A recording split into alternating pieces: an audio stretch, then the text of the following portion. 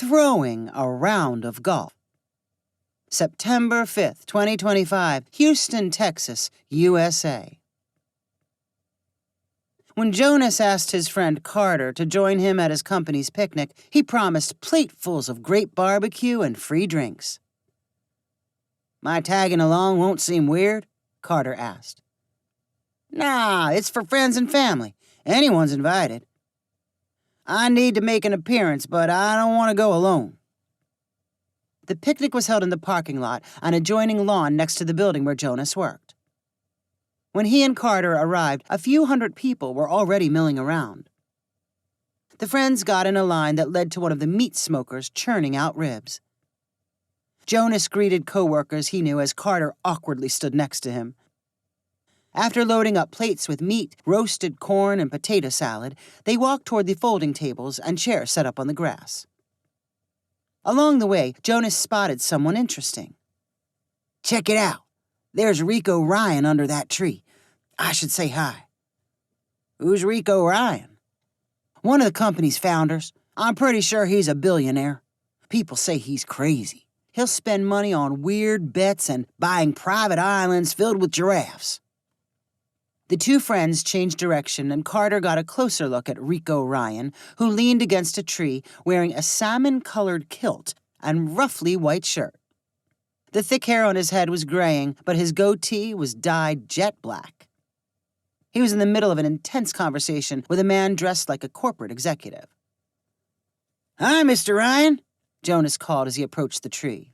The man in the kilt looked over at Jonas and Carter and obviously did not recognize either one. His mouth was open as if he was in the middle of a sentence. His thoughts appeared to instantly pivot, and he called back, "Have either of you played golf?" Eager for the opportunity to speak with Rico Ryan, Jonas quickly replied, "Sure, I play at least a couple of times a year." Rico looked at Carter and waited for an answer. "Me? No, I've never played, Mr. Ryan." "Call me Rico," he said with an interested smile. "Never golfed, huh? Not even at a driving range like one of those top golf places?" "Nope, never touched a club." Rico looked Carter up and down. "You're young, reasonable shape. How'd you like to help me settle a question I have? You could win, let's say, $10,000. Carter chuckled in an embarrassed way. "What would I have to do?" "Nothing all that strange. Show up tomorrow at the country club down the road." "We're going to play golf?" "Sort of. But I don't want you practicing or anything before you get there." "Can I bring Jonas?" "Sure, and I'll bring Elbert." Rico gestured toward the conservatively dressed man still standing next to him. "Should be fun and enlightening." Carter and Jonas strolled away from the unexpected conversation and speculated about what Carter might be asked to do. "If it's at a country club, it can't be that weird," Jonas assured his friend. "And you're sure he's good for the money?" "Absolutely. This'll be the easiest 10 grand you'll ever make."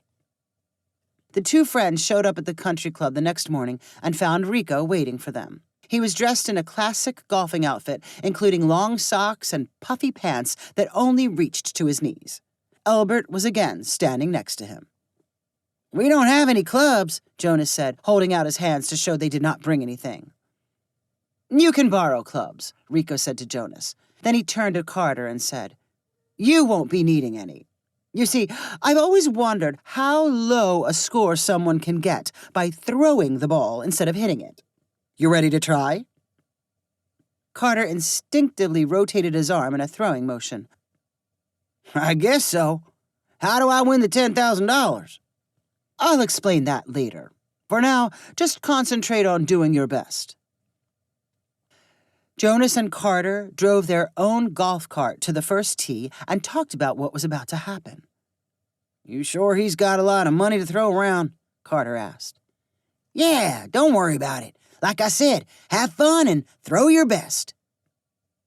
When he stood on the spot where they were supposed to start, Carter squinted to see the flag marking the distant hole.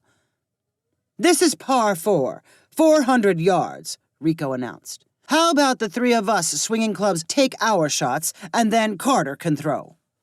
Rico went first. His driver made contact with the ball, and it sailed high and to the right. Jonas's ball trailed off toward the left. Elbert's ball traveled farthest and straightest. When it was Carter's turn, he held a golf ball loosely in his hand. It felt small and light. He rotated his arm a few times, took a few steps forward, and threw the ball as hard as he could. It did not soar as high as the balls hit with a club, but landed on the fairway and bounced forward. Carter estimated it traveled the length of a football field before stopping. "Pretty straight, at least," Rico said with a smile. "Okay, let's go find our balls." The group got back into their carts and drove down the fairway. They reached Carter's ball first, and he picked it up and again threw it toward the flag. The others swung at their balls, and they landed in unpredictable places. Carter took 5 throws to reach the putting green. From there, he took 2 lucky tosses to reach the cup. "That gives you a 7, Rico said, carefully recording everyone's scores. "And that's 7 for me and Jonas, 6 for Elbert. Very interesting. Now, only 17 more holes to play." For the next 5 hours, Carter threw a golf ball, while the other 3 in his group swung clubs. He did a good job at aiming and avoiding sand traps and water hazards, but his thrown ball could not compare in distance to one that was well struck by a club. After the first 9 holes, he had a score of 62. His shoulder throbbed from overuse, and on his final 9 holes, his distances suffered. But he pushed himself, hoping to impress Rico and somehow win the $10,000. When the final hole was done, Rico announced the scores. "That's 131 for Carter and his arm, 99 for me, and 104 for Jonas. Elbert gets an 89. Carter winced in disappointment, figuring he needed to beat someone's score in order to get the money. But Rico had another surprise for him. "The experiment isn't over. Now that we've got a baseline number of 131, the question I really want answered is if you can beat that score on your first try using clubs." "I've got to do this again?" Carter asked, holding on to his sore arm. "Be back here the same time tomorrow. If you beat 131 swinging clubs, you get the $10,000. On his way home with Jonas, Carter grumbled over trying so hard when throwing the ball. "If I knew what the contest was, I would have taken 10 extra throws per hole." "You still put up a pretty high number. I think you can beat it," Jonas said encouragingly. "Rico never said I can't practice before tomorrow. Maybe you can teach me a few things, like how to hold a club." The friends drove to a driving range where Jonas did his best to give Carter a crash course in golf basics. Given the money at stake, Carter was not shy about asking advice from anyone at the range who appeared to know what they were doing. He spent more than 4 hours swinging and putting. He woke up the next morning nursing a sore arm and back. "You ready for this?" Rico asked excitedly when Carter arrived at the country club. "You need some pointers on how to swing?" Carter did not want to jeopardize his prize money by admitting he had practiced the night before, so he humbly accepted the advice offered by Rico and Elbert. When their group reached the first tee, all eyes were on Carter's first swing. He made contact with the ball, but not very cleanly. It dribbled forward about the same distance it would have gone if he threw it. "Not bad," Rico concluded. "You'll probably get better as we go." Carter did not attempt any booming swings that risked sending the ball in unknown directions. His aim was dicey enough when taking gentle swings. Luckily, he reached the first green in 5 hits. It took him 3 putts to get the ball in the hole. "That's an 8 for you," Rico said as he recorded scores. "Not too different than yesterday. Let's see how this goes." Carter used up all his beginner's luck on the first hole. His shots became more erratic. The group spent more and more time looking for where his ball landed. Rico was visibly frustrated by the delays. Carter ignored the scowls and his aching body and kept swinging. By the time they finished the first 9 holes, he had scored a 79. Rico suddenly looked very bored. You know what? I think I have the answer to my experiment. To beat 131, you'd have to shoot the back 9 in 51. And I think we know that's impossible. So what are you saying? Carter nervously asked. Rather than watch you flail around for a couple more hours, how about I offer you a deal? Walk away now and I'll give you $2,000 for your trouble. Or you can keep trying to win the $10,000. But if you don't come in under 131, you get nothing. Carter did not hesitate. I'll take the $2,000. Rico pulled a roll of $100 bills from his pocket and counted out 20 of them for Carter. Thanks for being my guinea pig.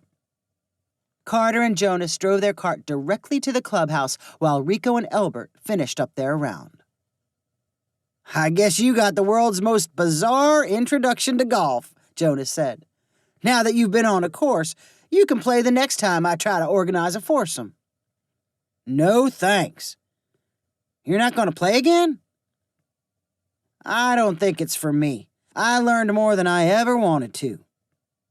And since I made $2,000, you could say I've been a professional golfer. Time to retire while I'm ahead. Jonas chuckled and said, Retired pro. That actually sounds pretty good. Since you're loaded right now, how about paying for a late lunch? I want to try this new barbecue place.